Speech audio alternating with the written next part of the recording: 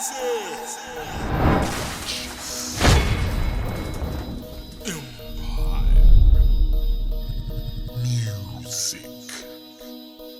Hey, wow.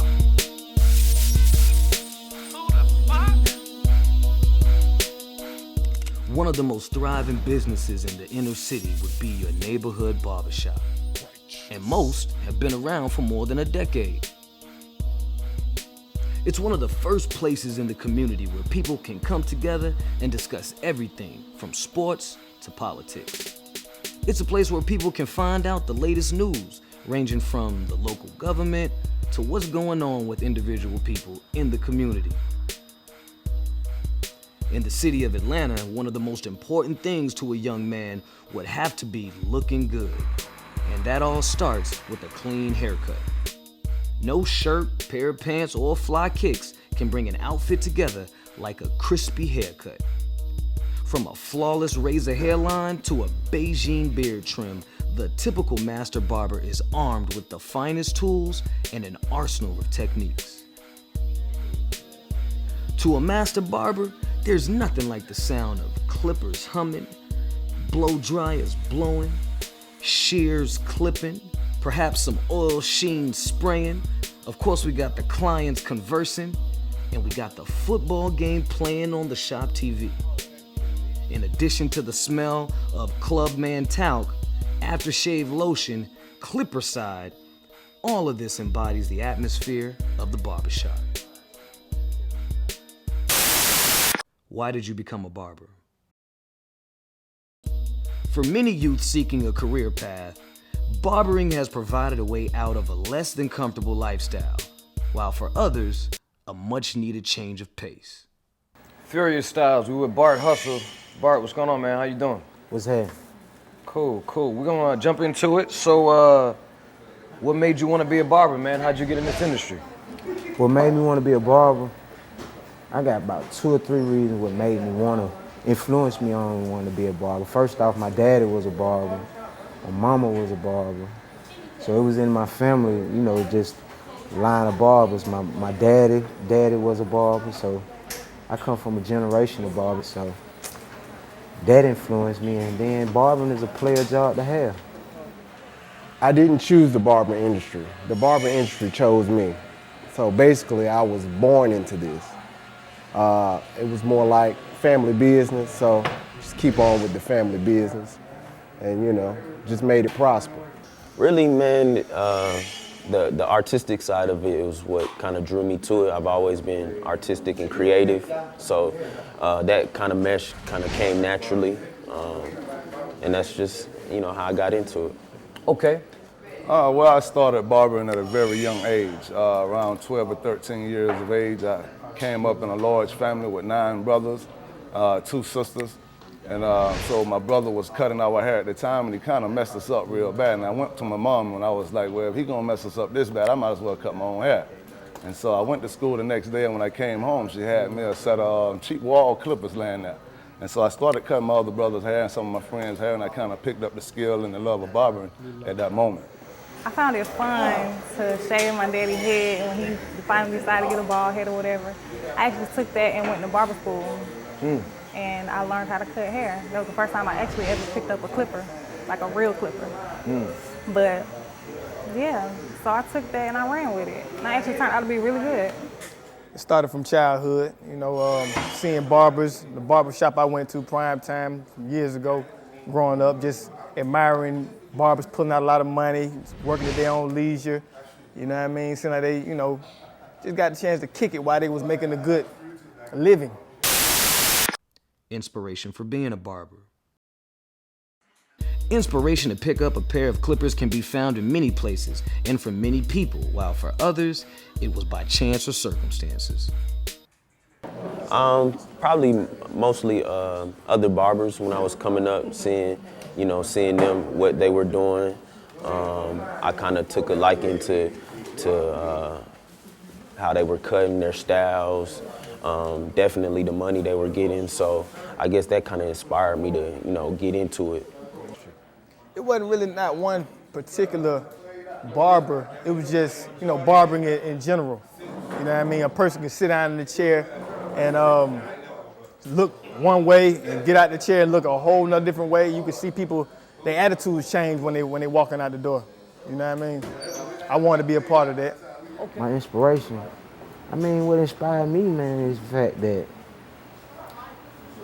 it ain't a job to me. Like I make folks look good. I mean, you know what I'm saying?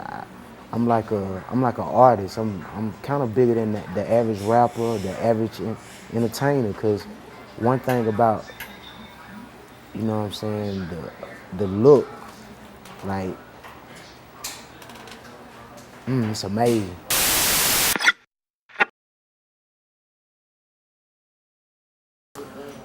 Man, I've been cutting for a minute since high school. I was giving folks lineups, you know, before school. So from there, after I graduated high school, I went and got certified and been cutting ever since. 6 years now. 6 years? Yeah. Professional. Professional. Okay. I was 13 years old when I first stood behind the barber's chair for the first time, so I've been cutting for about 27 years now. Well, I've been cutting since I probably was in 6th, 7th grade. Okay, so that's what, Cutting. 13, 12, 13 But years old? but I've been cutting hair. Aha. Okay. For 4 years. I've been cutting hair for 4 years. Okay, Fresh okay. out of barber school. Funny guy. Okay. How long have you been a barber? I've been a barber since I was born, but actually the partake of barbering started when I was about 16. You know what I'm saying? I was in my daddy's shop, and I was sweeping. You know what I'm saying? That's the typical thing when you're a barber. You 9 times 10 you worked in the shop or as a shop boy or something like that. But I was sweeping and stuff like that, and dude had came in and said, "Johnny, can I get a haircut?" That was my daddy's name. You know what I'm saying? And he said, "Can I get a haircut?" And it was busy at the time. He was busy, and the shop was busy. He was in a rush. And he seen me sweeping. He was like, "Shit, I ain't doing nothing but getting the bald head. Your son can do it." So as of that day, when it happened, I can't probably say I was probably like 15 to 16. That kind of put me in the mindset if I was a barber. I got my barber license when I was 22. I did apprenticeship up under a master barber at Cuts in Kroger City, right on Cascade. Okay. So I became a barber probably like about my senior year in high school. That's when I started professionally cutting hair in a shop every day. So that was 2002.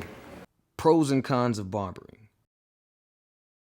In the world of barbering, nearly every day at the shop there's a moment when the barber realizes the perks and rewards of his profession, at the same time takes the good with the bad. Probably one of the biggest pros is you get to kind of work for yourself and kind of plan out and do what you want to do. You know, it's kind of, you can cater barbering to what fits your lifestyle and what you want to do. So that's one of the biggest pros to me. What's the good side of being a barber? What's the pro? The good side of being a barber is you're able to achieve and accomplish goals that you wanted to accomplish fairly quickly. And I'm able to take care of my children how I want to, legitly, in a legit manner. You know what I mean? I get a lot of kids that come in, and it's cool when they come back and they see, they be like, "Hey, that's that girl that cut my hair." It's really cool. Then like, you have people that come back and tell me like, "Somebody told me about you, I was out here, such and such somewhere. They said that girl in the West End cut my kids' hair, or they cut my hair," and they come back. Good thing is you're on your own clock. You make cash money, you know what I'm saying? You got your own schedule. You get to help people out. You get to meet different types of people. Man, I can give you so many, man. But that's the top 3 or 4 or 5. Right Okay. there. Now what about the cons? What about the negatives? You just The mentioned some good negative, things. if you're yeah. good, you're never gonna have a lot of time to do a lot of things in life. You know what I'm Time saying? consuming. It's time consuming. It takes a lot. It takes you away from actual living, actual real life. You know what I'm saying? Enjoying, you know, the funs of life. If you really deep into it, I'm kind of deep into it. I'm caught up, really. Barbering it really saved me. It preserved me too. What I would say is negative, or I won't even say negative. I think when it comes to barbering, you kind of have to find out what works for you. If you're the type of person, you got other things going on, or you're the type of person that you don't want to be tied down to the chair, then you want to find a clientele that's going to fit that. I think one of the cons to it is a lot of times people can't figure out where their clientele is or what they're trying to do with the barbering. So once you figure that out, I think it's pros from that point on. The fact that I'm a girl, I'm a young girl, they don't feel like I can cut hair. They be scared because they don't think that I have the experience or I know what I'm doing.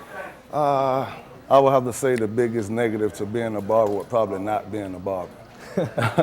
For years, I mean, we have been able to own our own business and we have been able to establish other businesses from it, I mean? So barbering has been real good to me and others around me. Gotcha. Annoying clients. Some clients are annoying. I don't really have many of those, you know what I mean? But I do have a few of them. Mothers bringing little kids in, wanting babies in, let me say babies, well before they're able to get a grown man haircut. They want the same haircut they seen a little boy in their neighborhood that they got a crush on. They want them to have that same haircut, knowing good and goddamn well their child cannot sit still to get that haircut, and they want it to be crispy. Gotcha. Good and bad customers. Throughout the course of a day, a barber will encounter many clients. Some providing a good experience, while others you could do without. You gotta deal with people, and that's not the negative. But when you have people that have their own attitudes and their own personalities, that can sometimes clash. So you gotta know how to adjust and how to kind of finesse each situation so that you don't have too much clash. Whatever you put out is what you get back. So when I put out positive vibes and I get positive vibes back. If somebody is negative or somebody is super picky or trying to give me a hard time, those can kind of be negative things. But with my style of cutting, I really don't get too much of that negativity part. Okay. The best customer for you as a barber, what kind of customer is that? The best customer would be the customer that is real respectful of my time, because I'm gonna be respectful of their time. They're gonna sit in the chair with good client, barber. For me to cut their hair, they had to have good etiquette. You see what I'm saying? They want a haircut that I can do. They're not coming to me with something crazy, and I will achieve, pretty much what they want. That makes sense. Worst customer? Worst customer, a customer that don't understand I'm trying to cut their hair and they want to turn around and talk to me and, and you run into a lot of monkey stuff as a barber, but I don't really run into that as much, but I say maybe 10% of my clients are the bad clients, yeah. I love business-minded customers because, it's about business. We enjoy the moment, I enjoy the experience with them, we talk, we chop it up, and, we both leave each other's presence with positive energy flowing. Those are some of the best types of customers. What's your best customer? The one that come back every week. Okay. And what's your worst customer? The one is just looking for something to find wrong because they may not want to pay the full amount of the haircut that day or whatever is going on. They just trying to find a reason to take it out. Not today. A client that can afford my service. I mean, I've been in the game for a long time and I have done a lot of charity work, and now at this point in the game, it's time for me to eat. So the clientele that I look for is the clientele that can afford my service. I'm not looking for someone who want discounts or, someone who want to get the best for less. I want someone who want to walk in and know where they're at and want to pay for what they get. What would you describe the worst type of customer for you to be? Man, someone come in that wants everything and have no money. Gotcha. Best experience being a barber. Like all professions, being a master barber can provide you with many experiences that can be carried throughout life and be applied to many real-life situations. Probably the atmosphere, the people you cutting around. When you have a good crew of people, that makes it way 10 times plus better. One of the best experiences as being a barber for me is being able to take my craft and being able to take my work anywhere. I could go to a different city, to a different country, and I could still make a means to live. So I mean, for us being a barber, and I think that's just wonderful, being able to take your skill anywhere and being able to, be able to create a life anywhere you go. Man, just learning the game. Some dealing with certain type of individuals, but being as a barber, you will learn how to deal with certain people. You know, you're gonna always deal with certain attitudes, dealing with people in general. Tool of choice. A barber's most prized possession would be his tool of choice, used in combination with his personal style and technique. That's what separates him from the rest. Well, as far as clippers goes, I learned on Andes, so I use Andes tools, Andes trimmers, liners, just whatever to, give you that crispy celebrity style type look. That's what I think my expertise is in. Outline of tees, and my favorite clipper per se is like the Wall Senior. I got the Wall Seniors, the Wall Super Tapers, the Andes Speed Masters, and the Andes T-Liners. Well, my whole career I've used Andes. I use Andes Masters, Andes Liners. I mean, when it come down to it, Andes has been one of the top line clippers for me in this game. I have tried others, I've tried Walls. Andes has been the best for me, for the style that I cut. The best type of client. Being in the service industry, there's always a preferred type of client. My perfect customer is somebody that's gonna understand my schedule and what I've got going on, and I can understand what they've got going on. It's kind of got to work mutual. Somebody that's, that's just trying to call at the last minute, that's really not my type of clientele. I like people that, kind of know what they're doing. They kind of know what's going on for the week or, the next day, so that they can hit me up and we can line everything up perfect. And I'm never taken from what I have to do or what I've got going on, and vice versa for them. Tips. In the process of providing a service, a client can show appreciation for a job well done in the form of a tip, which in turn is an incentive for the barber to perform at an even higher level. Future said, $100 lineups, that really happens, People show love when they believe in your work and they believe in your craft and what you're putting out. They're gonna take care of you, make sure you're good. So, you can get looked after, Okay, so Yeah. so it happens. Would you say that on average, tips are very consistent nowadays, or would you say that the game of tipping has changed over the years? When it comes to that, I kind of set my prices to what I want to get from the customers and for my work. So as far as tipping goes, it's not something that right off the back I'm looking for you to tip. I'm really just looking for you to give me what I ask. But when people, when they see the work, they see the effort that I put into it, they can't help but to make sure that they, take care of me, throw me, something extra. So That's how it works out. Well, I don't really base my day off of tips. My clients, they tip at will, so whatever they give, whether it be $1, whether it be $5 or $10, anything is good. But at the same time, I set my prices at what I feel that I'm worth. So if I get a tip, if I don't get a tip, I feel that I have gotten what I deserve. How has barbering changed you? For many individuals, this industry has provided a large pool of opportunities, expanding from artistic creativity to networking with the city's most influential people, also providing a window of learning and obtaining additional life skills. It's changed my life because it's put me in a place where I'm always around creativity and I'm always around like-minded people that are, thinking outside of the box. Most barbers, this is not all that they are into. Most barbers got other things going on, got, vast things going on. And where I work at, it's a lot of people like that. So we get to link, and also the connections and the networking that I do with, the people that come through here, celebrities, big time business people, moguls, all, you name it, they all come through here, especially with it being in the center of Atlanta. Definitely we get a lot of that. How did you get where you are now? Like most of us, we all come from different places, backgrounds, and beliefs. This is no different for your Atlanta master barber.